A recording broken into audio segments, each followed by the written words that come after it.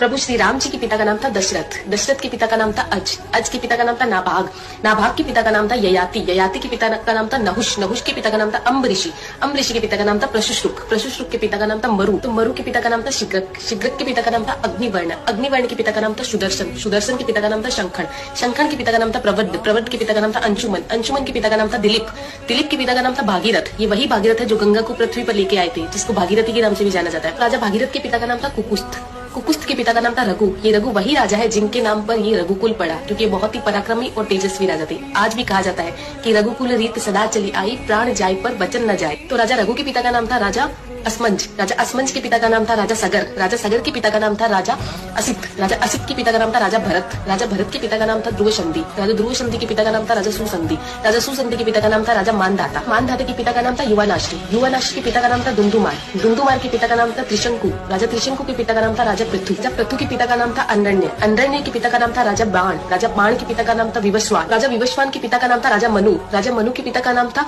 इक्ष्वाकु, इक्ष्वाकु के पिता का नाम था राजा कुक्षी, राजा कुक्षी के पिता का नाम था राजा विकुक्षी, राजा विकुक्षी के पिता का नाम था राजा कश्यप, राजा कश्यप के पिता का नाम था राजा मरीचि, राजा मरीचि के पिता का नाम था ब्रह्मा जी। तो इस हिसाब से हमारे प्रभु श्री राम जी ब्रह्मा जी की 39वीं पीढ़ी है, 39th। आने वाला इतिहास ये नहीं बोलना चाहिए कि सनातनियों को मुगलों का इतिहास तो पता था और खुद का इतिहास नहीं पता था। तो ज्यादा से ज्यादा इस वीडियो को शेयर कीजिए। जय श्री